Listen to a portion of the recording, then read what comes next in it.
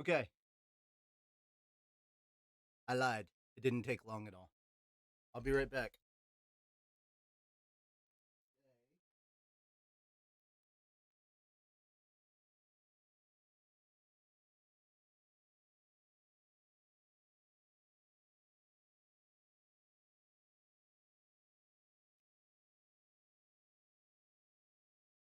Okay, so this is in fact the final product. What it looks like. It doesn't actually take long to cook. It just takes a long time to depressurize.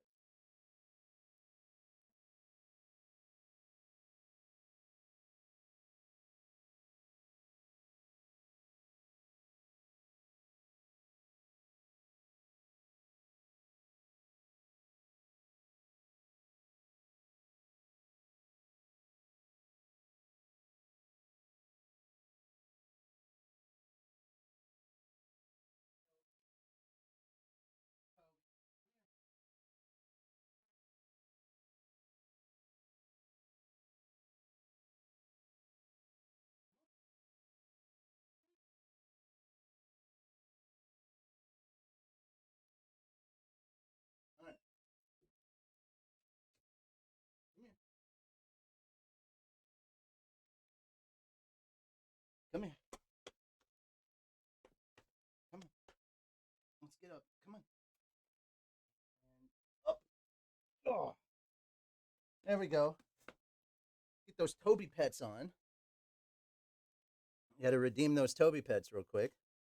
There we are. Oh. But yeah, if you've got a pressure cooker or an Instapot like that, or a Instapot 10-in-1, whatever you want to call it. But if you got one of those, I think prep time is 20 minutes, cook time is like 10. The reason why, all right, so I cooked it for 4 minutes, which is honestly probably 2 minutes longer than it needs to be cooked. Hi. I like how good you smell in your new flea collar, buddy. Yeah. Okay. Thank you. Thank you. But actually, I need to go get a holder for this. Stay.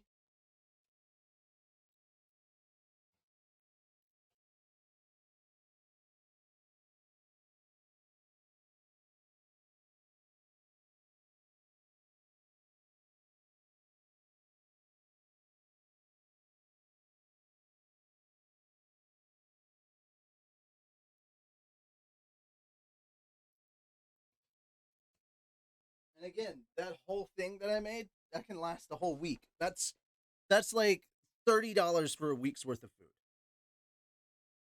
It's not overly expensive. It's not overly cheap, but it is good. It's very good. All right, I'm gonna get a little chicken in that. Mm, the chicken cooled it down. Okay, so like I said, I added chicken salsa to this, and also um, like a little provolone cheese in here mixed in. Mm-hmm. Mm-hmm. There we go. Get a little bit of that chicken, a little bit of that cheese. Mm, that's what I'm talking about. But one of these little hot bowl holders there, those are absolutely worth it. You will want one of those because this thing is hot. No joke.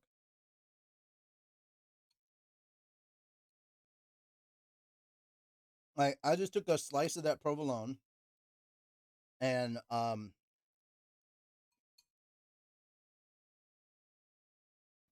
pulled it apart into little chunks, right? And just by throwing those chunks in there, holy crap, it melted, and now the cheese is sticking to everything, and it's great. Mm-hmm. Toby, come here. Come on.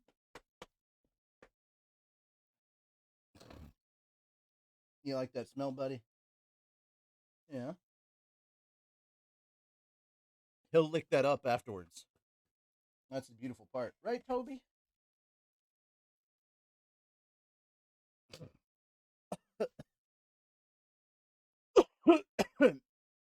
He will 100% lick that up afterwards. No question. Let's see. Alrighty.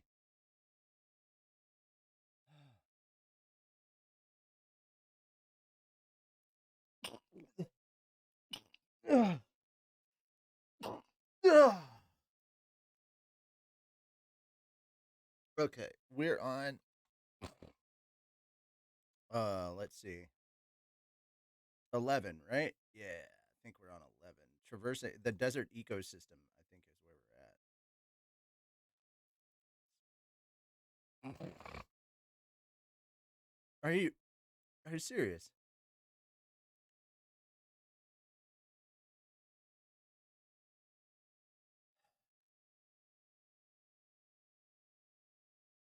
There we go. So apologies in advance. My allergies are still not what they should be. I should probably be doing this later, but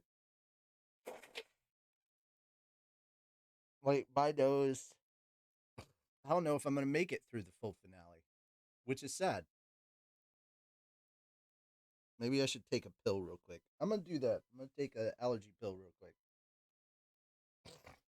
I know it's 30 minutes and nothing has gotten done. Apologies. But yeah, this is my first real meal of the day. Mm. I had some nuts and an apple for breakfast.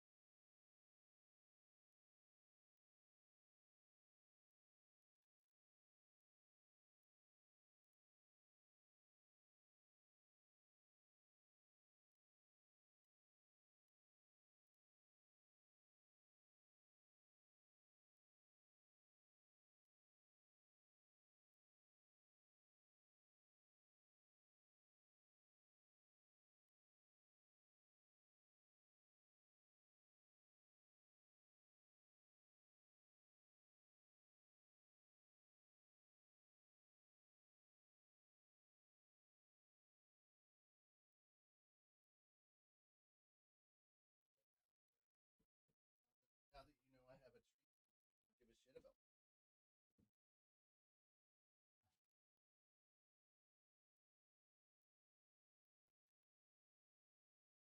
Ah, come here. Come here. Come on. Good boy.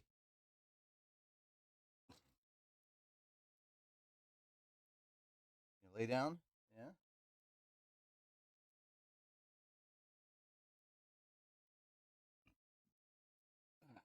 Thank you.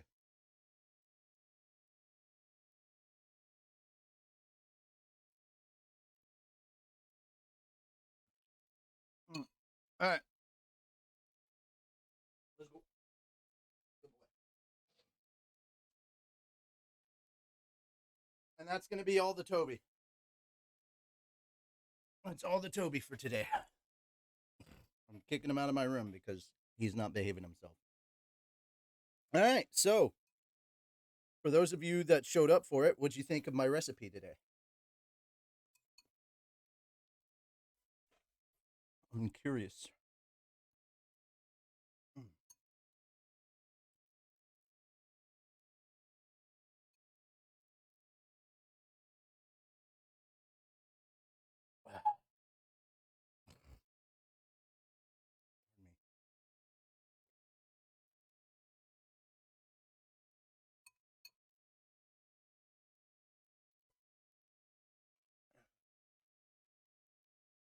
Man, that is hot. It's warming me up, so I'm sweating. Man, learned a lot. Oh, good. Glad to hear.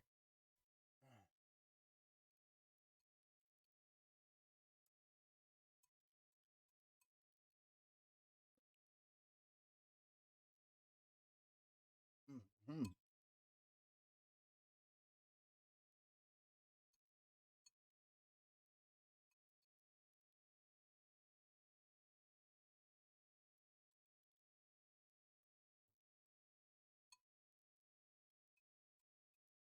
as soon as I get done here, we will get started.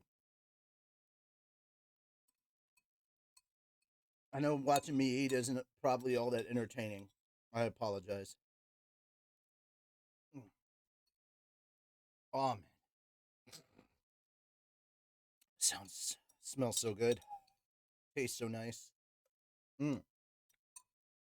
Like that garlic flavor is really in there this time. Digging it. I can actually kind of taste it, you know?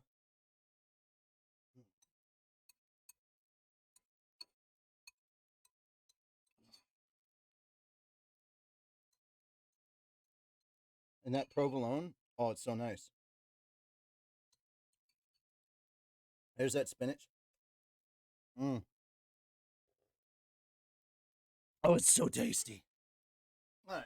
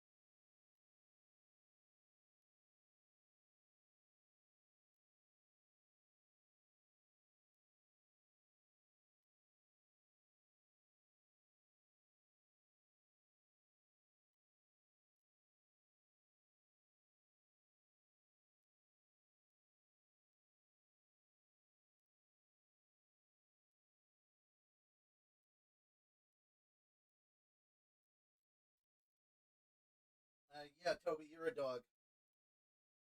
Woo!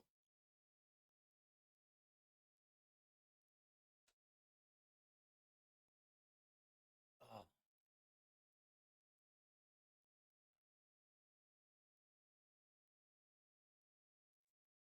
yummy! All right, so there we are. I took a pill. It should kick it. The pill should kick in about um 30 minutes or so, and my nose should not be as runny. So, apologies in advance. There's going to be a lot of sniffling early on.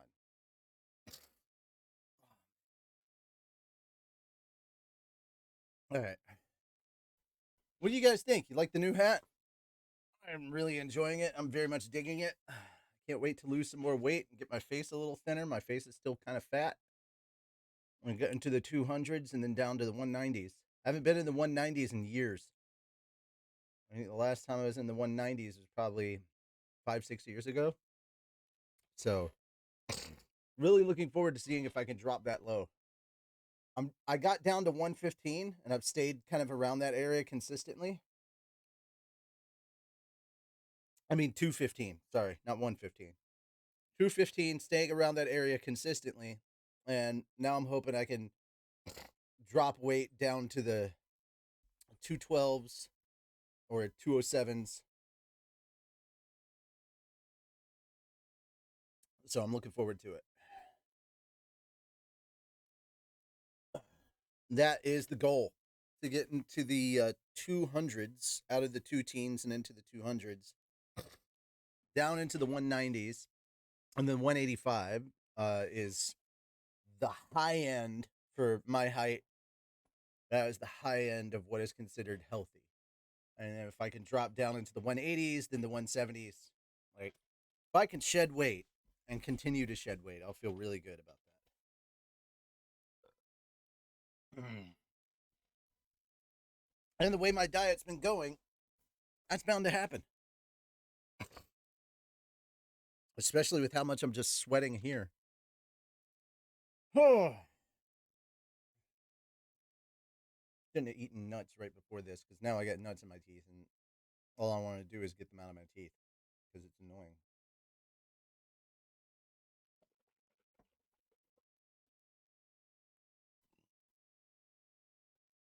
Ugh.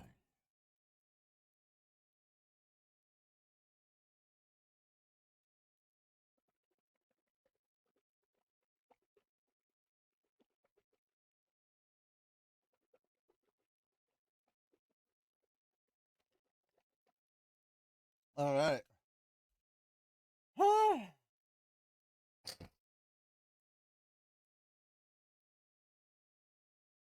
So, let's get started. Chapter 11, The Desert Ecosystem. Oh man, less than 100 pages to go. Hell yeah. Now, guys, I apologize if I only do two um, chapters. If I get tired and I only do two chapters and then I head off, I will do the other two chapters next week. I like to do four, but I don't think I'm going to get to it. Like, this pill's going to kick in and then it's going to kick my butt. So, apologies. Our journey across the desert began the next morning. The attack by that succubus had at least woken me up to the dangers we were facing here. I'd spent the last few years in a nice, safe university town, and it might have dulled my instincts. They hadn't been that sharp to begin with, but I'd definitely gotten a bit too relaxed about things. We were on the Begarit continent now. This place wasn't nearly as safe as the central continent. I needed to get my head in the game, or I was going to get us both killed. Let's try to stay covered up for now, I suggested as we got underway. Make sure you keep yourself hydrated too. Let me know if your canteen runs dry. Of course. The two of us were wearing coats and had hoods over our heads. Exposing any skin could be dangerous out here. If we brought Cliff along, I had a feeling he would have been complaining about being so bundled up in this heat. Although we were in the middle of a desert, I could refill our water supply with magic when it was necessary. Still, neither I nor Elinalise had any experience with this kind of terrain, and there was no telling what we'd find on the road ahead of us. There was a risk I'd get heat stroke and find myself unable to use any spells at all, for instance. We had to play this carefully. Shall I set our course due north, then? Elinalise said. Yeah, please do. Nanahoshi's map indicated the nearest town lay in that direction, although it was rough at best. Elinalise didn't need a compass to orient us, a relatively well-known elven ability. They never lost their sense of direction, even in forests so thick you couldn't see the sun. With that ability, along with the skills she'd picked up over the years, I was confident she would keep us on track regardless of any obstacles we encountered. Come to think of it, I've met quite a few people who could find their way through tricky terrain and using nothing but a basic map. I guess it was a skill you developed with enough practice. It really is hot out here, though, she sighed. I could try to whip up a rainstorm around us if you want. Let's not, dear. It would probably attract hordes of monsters. Desert animals were always on the lookout for sources of water. The thought reminded me of the hordes of lizards that had emerged during the rainy season in the Great Forest. Still, I'd heard it said that the monsters in this continent couldn't endure cold. If we ever got swarmed, I could try freezing the air all around us. As long as I could do it without accidentally hurting Elinalise. For now, though, I just followed along behind her. This was my first time walking in a desert. It felt like my feet were sinking into the ground with every step. Fortunately, I'd gotten used to moving through the snow up in the northern territories. This wasn't exactly the same, but my ability to step lightly still came in handy. I felt like I could keep it up all day without getting too worn out. This initial optimism proved to be a bit misguided, though. Only a few hours later, I found myself growing increasingly exhausted. The sun beating down on us was the main issue. That and the scorching winds that kept blowing in my face. Ah, sorry, I got bits of cashew that I'm chewing on. Uh, I could tell my temperature was elevated, and I was starting to feel a little dizzy. I was rehydrating as often as I could, but that sense of fatigue was still building fast. Maybe I ought to have summoned up a cloud or two above us after all. In comparison, Elinolise was still in surprisingly good shape. You don't have as much stamina as I expected, Rudius. The sand isn't that much of a problem since I'm used to walking through the snow, but this heat is really brutal. To be fair, I suppose Cliff or Zenobo would have collapsed by now. It was the right call not to bring them along. Oh dear God. All right. I'm hoping this takes a while then to get through this chapter because my stomach is full and that's not a good thing. Uh, it never ceased to amaze me how monstrously tough the warriors of this world were. Maybe this unnatural stamina had something to do with that battle aura thing too. I was more than a little jealous. In any case, this heat was bad news. It felt like the sweat was vaporizing before I could even trickle down my or felt like the sweat was vaporizing before I could even trickle down my face. Up in the northern territories, cold had been the major problem. Back then, I could generate a pocket of heat around me using magic. A practical application of the spell burn in place. Maybe there was a variation that could make this place more tolerable. Ah, that's nice and cool. Did you do something, Rudius? Yeah, I'm trying to lower the temperature around us just a little. After a little trial and error, I managed to cool things down by 5 degrees Celsius. It was still brutally hot, though. The sun was just too powerful. I had a thick hood on, but it still felt like the top of my head was on fire. Maybe we should have brought parasols or something. For now, I supplemented my cooling spell by magically freezing the water inside one of my canteens and slipping it inside my clothing. I could just freeze it again when the ice melted. These adjustments made things a bit more tolerable. I wasn't comfortable, but I could withstand the heat. We encountered multiple monsters the first day. The first creature we ran into was a giant scorpion, perhaps 2 meters in length. Its tail was split in two, and it could lash both sides around independently of the other. Alenlius told me afterward that it was called the Twin Death Scorpion. Its sting delivered a very dangerous poison that could only be cured by intermediate level detoxification magic, which made me glad I'd taken the time to learn that tier. The creature had a relatively tough carapace, so it wasn't too nimble. Alenlius pinned it in place, and I shot it dead with a stone cannon in about 2 seconds. The thing was supposedly a B rank monster, but it posed no threat at all to us. We worked well together. If Alenlius had been here on her own, though, she might have had a harder time. I wasn't sure if her attacks could do much damage to a heavily armored enemy. Phew, those things certainly are large, aren't they? Said Alenlius. I don't know. It seemed normal enough to me. Well, it was about the same size as the monsters on the demon continent, wasn't it? Yeah, I guess you're right. The monsters of the Begarit continent weren't supposed to be comparable to those of the demon continent. It was a bit odd that the first one we encountered was so large. I'd been expecting something maybe half this size. Maybe the scorpions are just unusually big?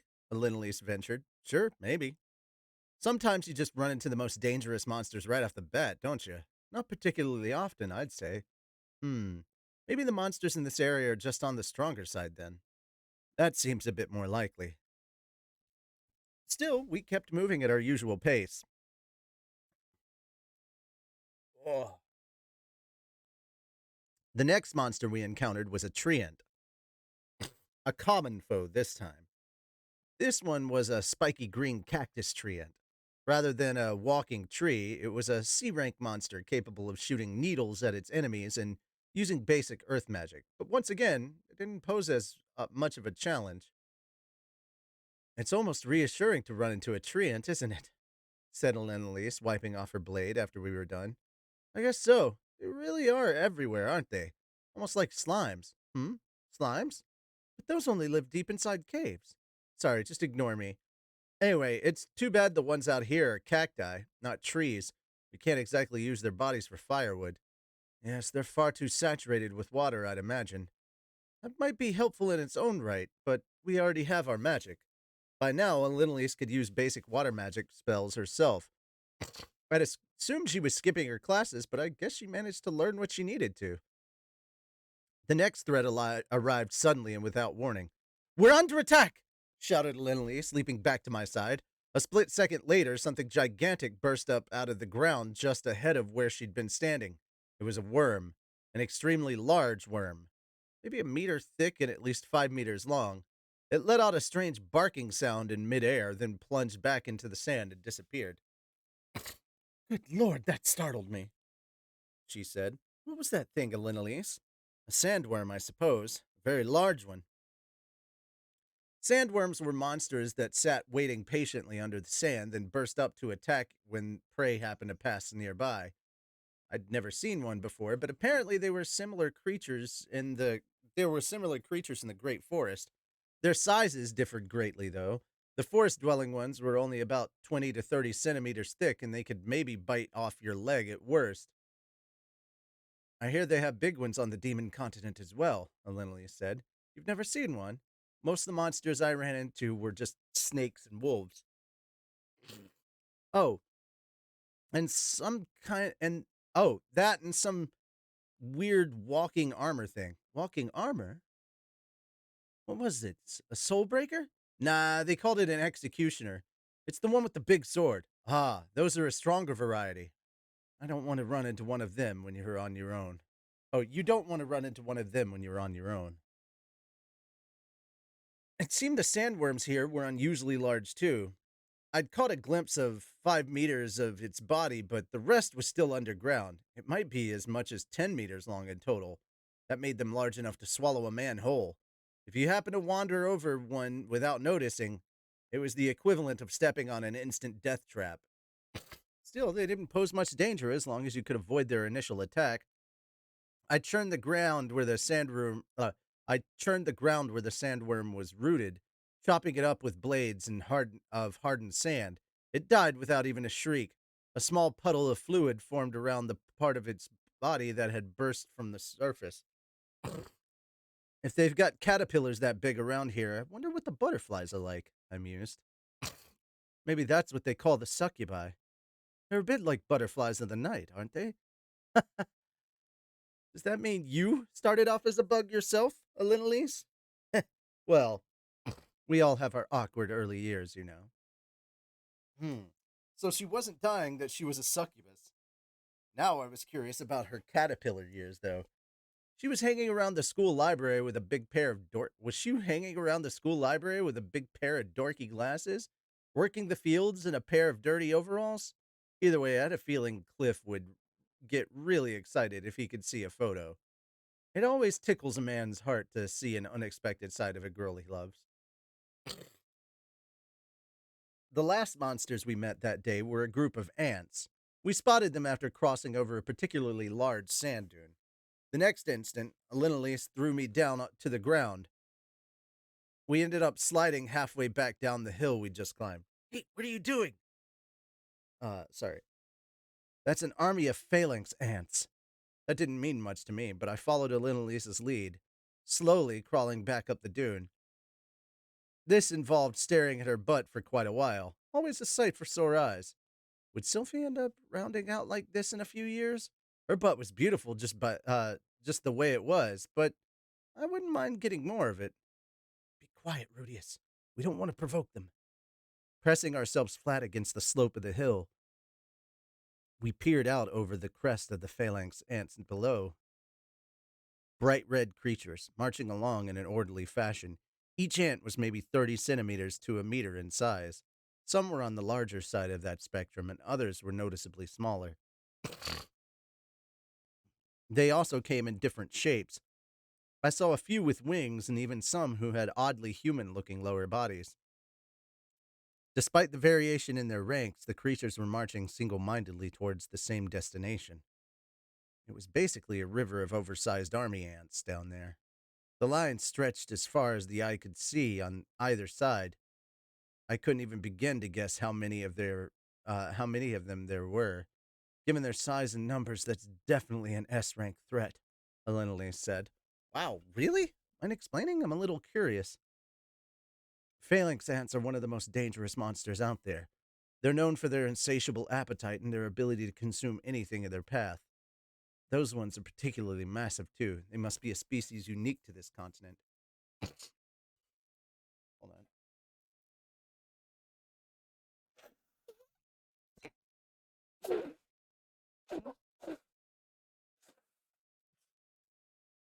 on. Oh, that's nasty.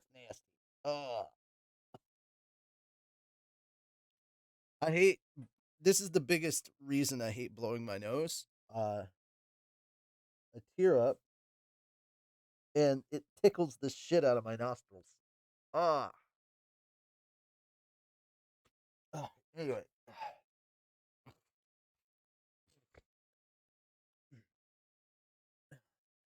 it seemed phalanx ants were mutant versions of a more typical species of army ants. Unlike other ants, they didn't establish static colonies, but spent their lives in constant motion, eating everything in their path.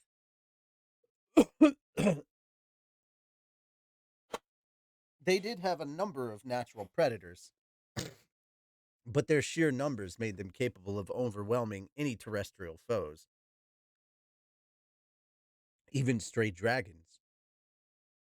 At certain intervals, they would pause their journey to make a temporary nest where they bred, replenishing their numbers with the next generation, similar to the behavior of normal army ants. However, since these were monsters rather than normal animals, they were smarter and more aggressive than the species they'd developed from. If we started strolling casually along the dune, they would swarm us in the blink of an eye, even if we weren't aggressive toward them.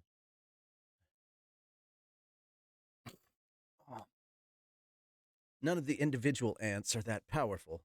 Those ones down there are probably E rank, maybe D or C for the larger ones. Well, C rank's nothing to scoff at. And from the looks of things, there were thousands and thousands of them. The danger a monster posed wasn't evaluated in a vacuum, anyway. You had to consider their tendency to move in groups. Even D or C rank monsters would be a rank A of threat if you got a dozen of them together. In a group of thousands, they'd definitely be a high S. I played a few video games in my old life where you battled ants 3 times the size of a human being, but there was no real need for them to be this big, especially considering how quick and powerful monsters were for their size. Oh, that must be the queen. Alenalise pointed out a particularly large ant among the crowd. It was at least 2 meters in length and had the upper body of a female human. It reminded me a bit of a boss in an old RPG I'd played once. In my old world, even the queen army ants were maybe 15 millimeters in size. These things had to be, what, 50 times larger? That was scary, all right. There were lots of monsters that traveled in large groups here, and they tended to be very good at working together in battle. If I threw out an attack spell, they'd probably form into a perfect Roman army formations and charge me from all sides. For all we knew, there might be some more with long range or magical attacks. Oh man, really? Freaking, my eyes are watering, my nose is running. Come on, allergy pill, kick in already.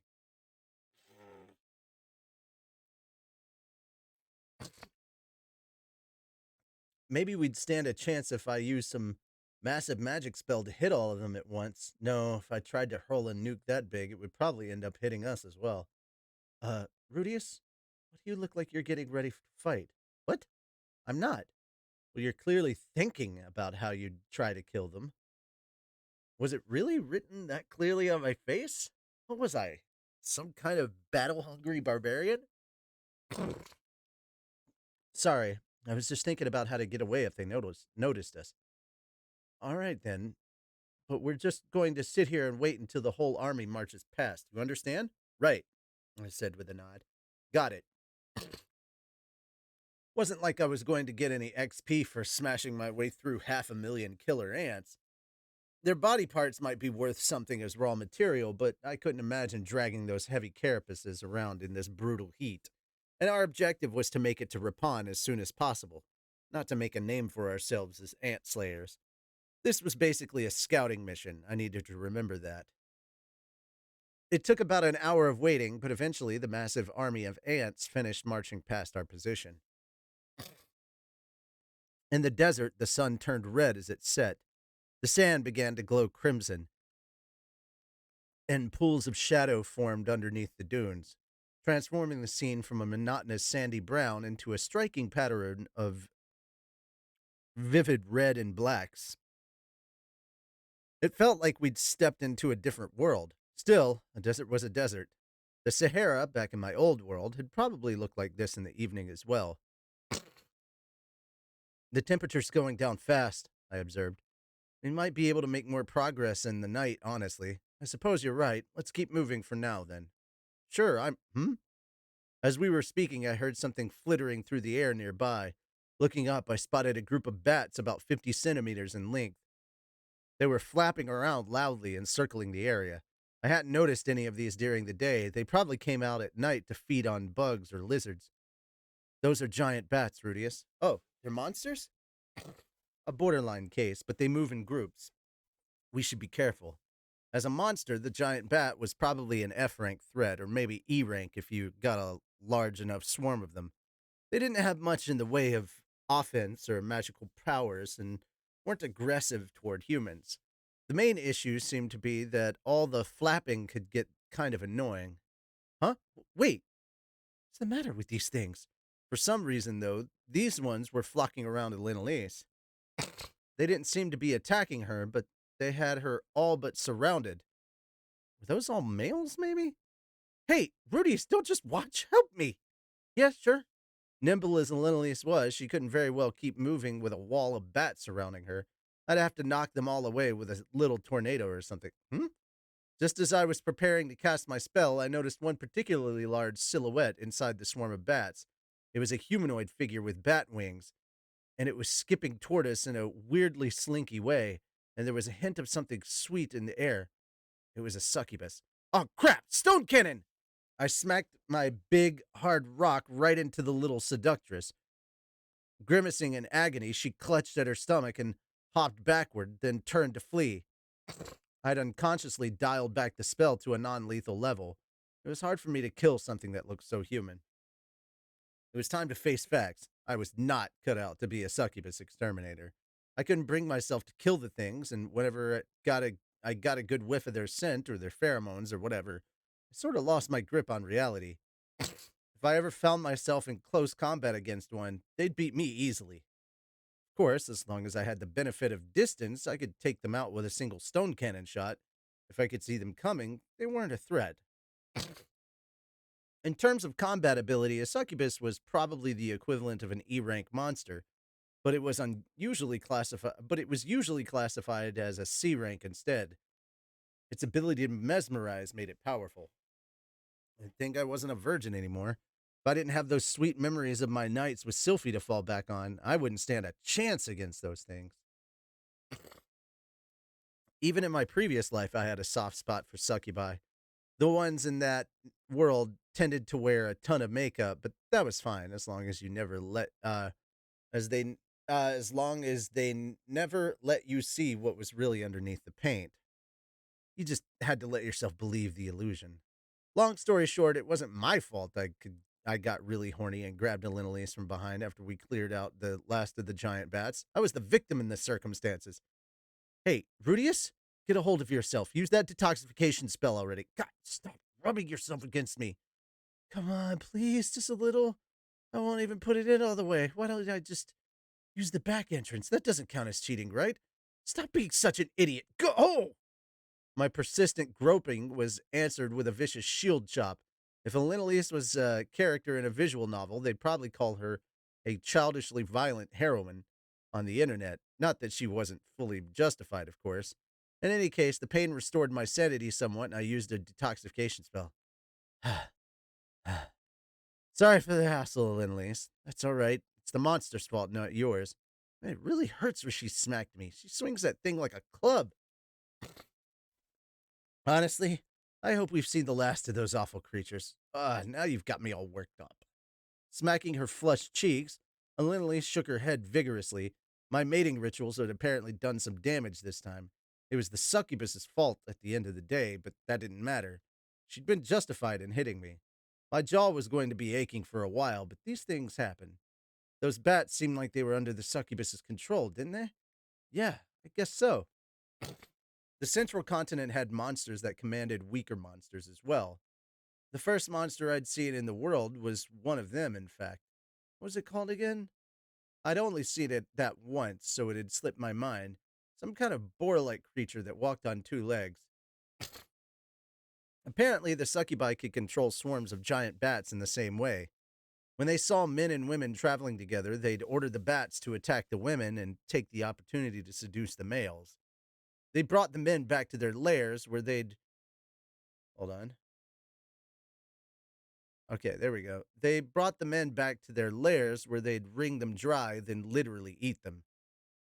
I could take the things down at a distance with a single attack, but a swordsman or warrior used to melee combat would probably be in deep trouble. How could you possibly deal with that scent up close? The longer the fight lasted, the harder it would be to focus. Hmm. Even the most pure hearted of knights would eventually fall to their knees.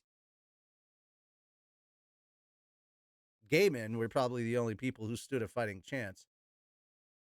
What is it this time? Not long after our battle with the succubus, a two-legged lizard that resembled a velociraptor popped up over a nearby sand dune.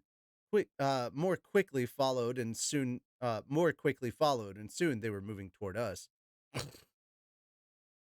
They weren't especially large, but there were more than a dozen of them. A few made an immediate beeline for the fallen giant bats and started to feed on them. Never seen these things before, said Elenelise, raising her shield warily. I also readied my staff and watched the creatures carefully. I'm surprised. I thought you knew about every creature out there, Elenelise. I'm not a professional monster researcher, you know. For once, Elenelise couldn't rattle off the name of the enemy we were facing. That probably meant it was a species only found on the Begarit continent. When they spotted us, the raptors hissed loudly and a few jumped to attack. It looked like they were trying to protect their meal before more than anything else. Not that they'd really earned it, considering that we killed the bats. The raptors are quick and they had sharp claws, but they weren't particularly dangerous. The two of us took out 7 of them in a few seconds, cutting their numbers to about 10. The survivors, realizing the danger they were in, backed away from us warily. It seemed easiest to mop up the survivors with a single big earth spell, but Rudius, be careful, something huge is coming.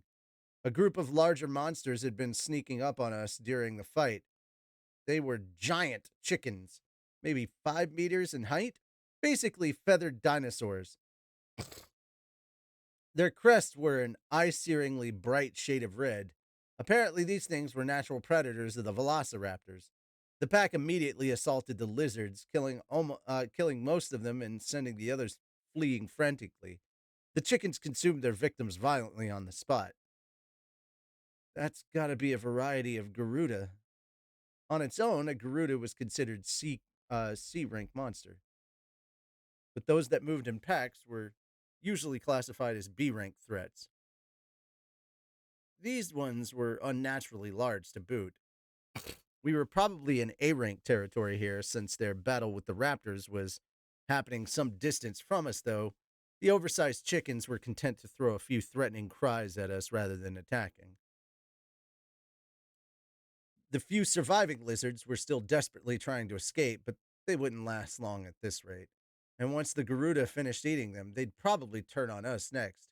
We might be able to handle them, but let's get out of here while the getting's good, Rudius.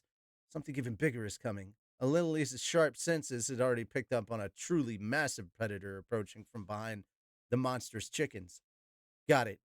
As we retreated, Elenelise managed to grab one of the smaller raptor corpses to take with us. It would probably make better eating than the bats. After putting some distance between us and the site of our battle with the raptors, we found a quiet spot to make a temporary shelter. This would be where we spent the rest of our night. Rather than relying on our provisions, we decided to cook and eat the dead raptor that very night. Hang on one second.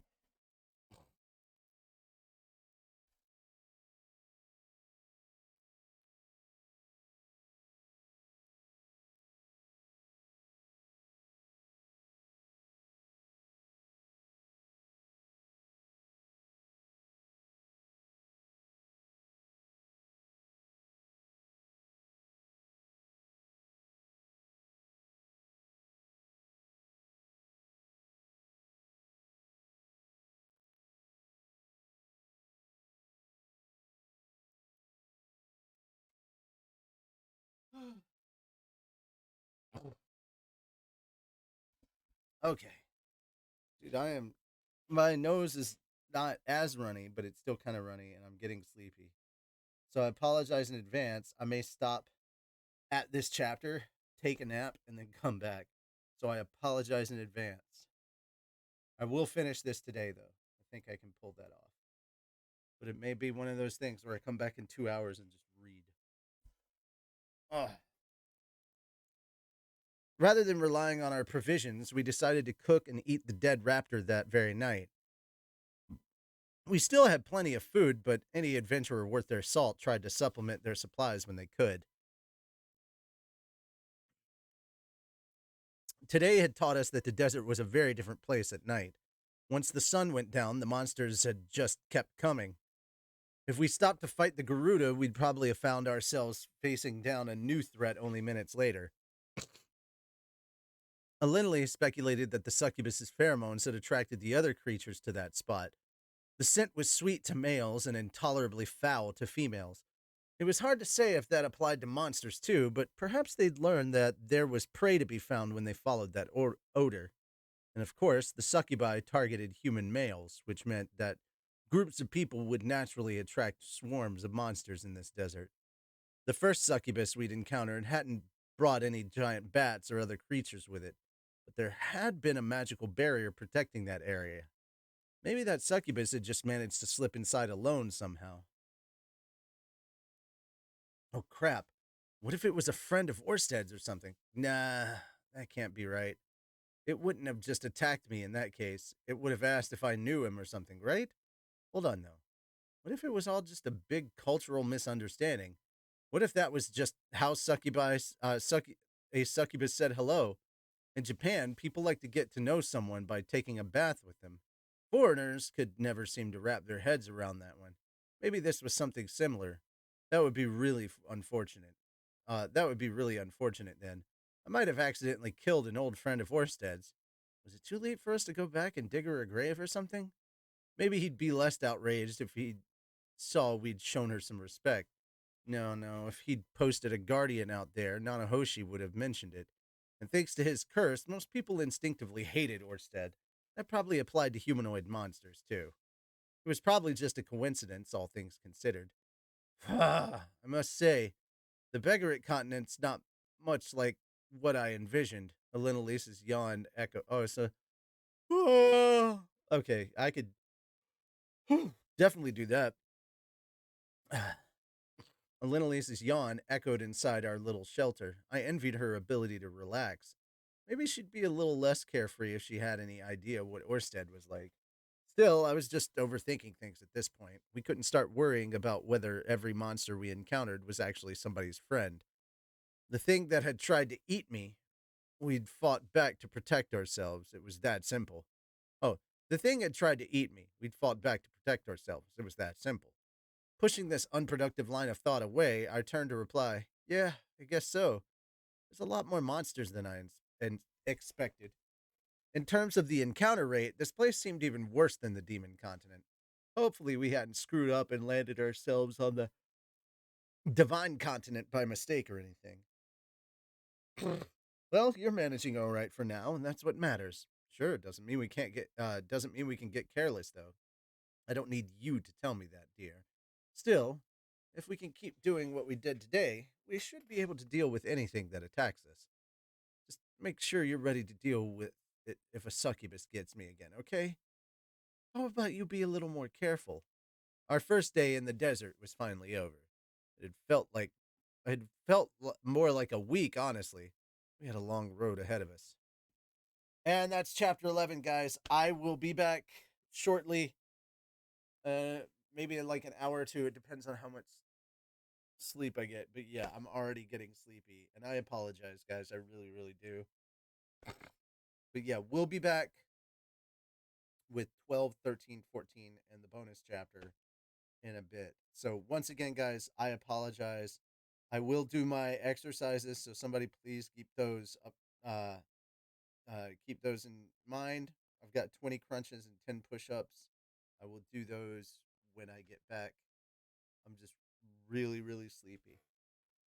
Whew, I didn't get enough. Oh yeah. So I will see you guys in a bit. Thank you guys for hanging out with me for this short period of time. But yeah, I will see you guys later on this evening. And until then, bye bye.